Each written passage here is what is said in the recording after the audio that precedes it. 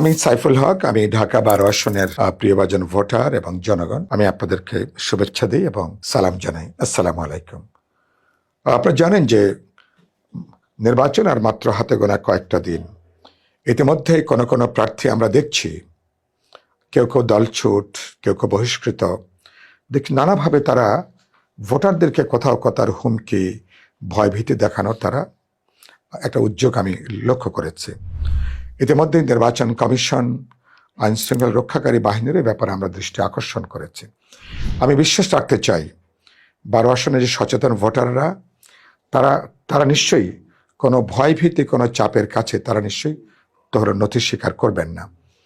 একই সাথে আমি দেখছি কোনো প্রার্থী তারা কিন্তু কালো টাকা ছড়ানোর একটা তৎপরতাও আমি আশঙ্কা করছি। ইতিমধ্যে কোনো প্রার্থী নির্বাচনের সর্বোচ্চ ব্যয়সীমার প্রায় শতগুণ তারা ইতিমধ্যে ব্যয় করে ফেলেছেন এবং আমার আশঙ্কা ভোটের দিন এগিয়ে আসা পর্যন্ত কোনো প্রার্থী হয়তো এর শতগুণ, আরও কয়েক শতগুণ তারা অবৈধ টাকা, অপ্রদর্শিত অর্থ তারা কিন্তু ভোটারদেরকে বিভ্রান্ত করবার জন্য, বিশেষ করে সমাজের তারা প্রান্তিক মানুষ, শ্রমজীবী মানুষ, মেহনতি মানুষ, তাদেরকে টাকা দিয়ে তাদের ভোট কেনার একটা অশুভ তৎপরতা আমি কিন্তু আশঙ্কা করছি, যেটা ইতিমধ্যে আমি নির্বাচন কমিশনকে অবহিত করেছি, আইন শৃঙ্খলা রক্ষাকারী বাহিনীকে আমি অবহিত করেছি।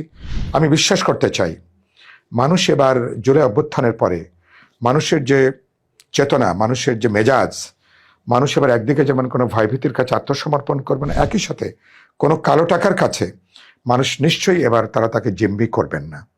কোনো কালো টাকা দিয়ে এবার মানুষের ভোটটা কেনা যাবে না।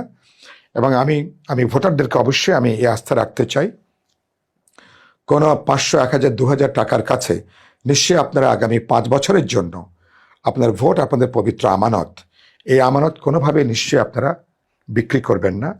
আমি প্রায় বলি আপনারা এখন যদি ভুল করি, তাহলে কিন্তু এই ভুল কিন্তু সমাধান করার জন্য হয়তো 5-10 বছর হয়তো আমাদেরকে অপেক্ষা করতে হবে।